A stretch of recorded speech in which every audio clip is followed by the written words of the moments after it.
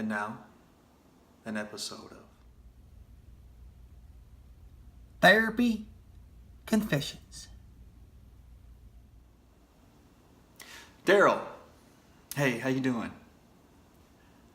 I'm Dr. Chase Neal. We spoke on the phone? Yeah, I was just, I was just reviewing your file right before you walked in. It's very interesting. Yeah, I want to let you know that it's an honor and a privilege to be working with you. I take great pride and responsibility with each client that walks through that door. I think the best way to start is just for you to let me know what's on your mind and see if there's some way that I can help you with any issues that you may be having. Dr. Neal, I want to thank you for taking my case. It's greatly appreciated.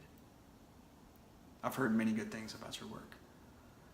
And I agree. I think it's best that we just jump right in and I can give you a little history on why it is that I'm here today. It's about my brother, Daryl. Yep, we're both named Daryl, and honestly, that's where the similarities end. Yeah, I'm very well put together. I'm socially conscious. I have empathy for others, and I'm very aware of the social climate that we live in today. But unfortunately, my brother doesn't share those same qualities. He's, for a lack of a better way to put it, he doesn't have a filter. He says what he thinks. He lacks a certain amount of empathy towards others. He is not in any way socially aware of where we are today as a society. And that's okay. Look, that's on him, right? Except for the fact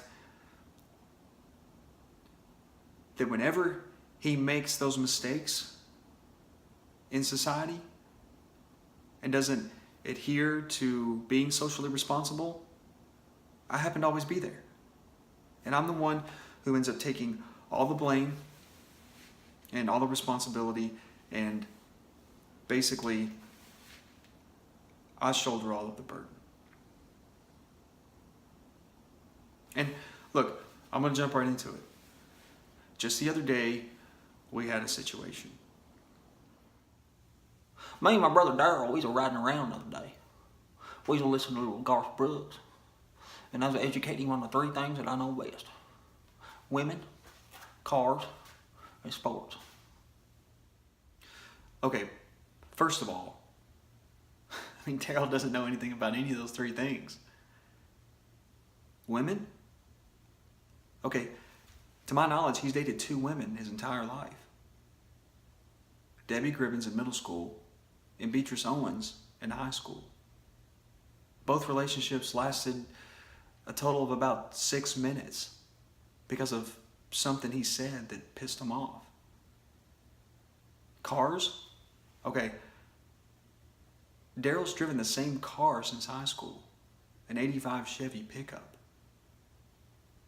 And then sports. Okay, yeah, sure, Daryl watches sports, but the only sport he's ever attempted to play was basketball. Tried out for the freshman basketball team, and he didn't make it. So while I was educating my brother on the three things that I know best, well, my mouth had started to salivating for some crispy curly fries. So I took that '85 Chevy pickup, whirled it around there, went through the drive-thru, pulled up that microphone there. I said, I want me some crispy curly fries with a side of barbecue sauce. She said, well, we ain't got none. I said, well, by God, you got a sign out there? She said, you do. She said, well, we ran out a couple hours ago. I said, well, you just hold on. So I put that '85 Chevy pickup in first gear and I rolled around there at that first window. I said, was you the woman that told me y'all don't have no crispy curly fries? She said, yeah, I was the one that told you. They were out of crispy curly fries. They didn't have them. They weren't trying to get one over on Daryl. They just ran out a couple hours ago. So I told her again. I said, I want me some crispy curly fries. She said, well, I done told you we ain't got none, so I'm gonna have to go get a manager. I said, you go back there and you get you a manager then. Well, she left her, came back. Good God Almighty. She came back with a woman made about 6 or 7 of me. That woman walked up to the window. She said, Mary Lou here done told you that we ain't got no crispy curly fries. She said, so you need to leave here. I said, by God, I looked on that sign up there and it said you had them. My mouth has started salivating and I want them. So I'm going to get me some crispy curly fries. She said, well, I'm going to call the law then. She started to turn around and walk away. I said, Mary Lou, I said, you grab that woman right now. I said, she going to walk back there and she going to eat up everything y'all got from the looks of her. I mean, are you serious? You can't go around and say that to somebody.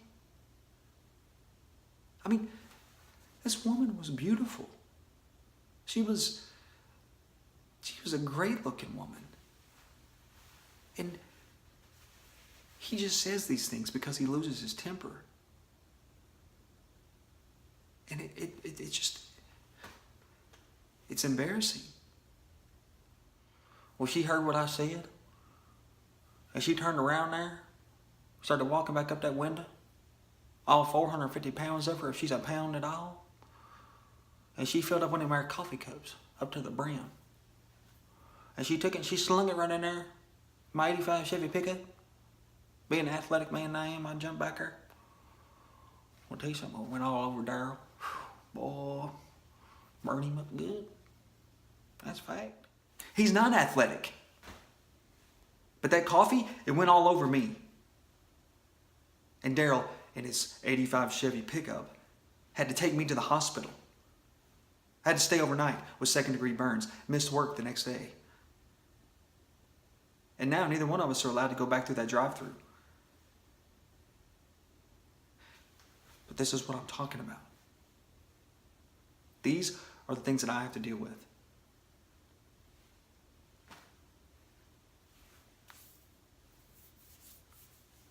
But I love my brother.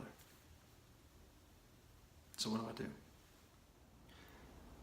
And Daryl, how does that make you feel? How did it make me feel?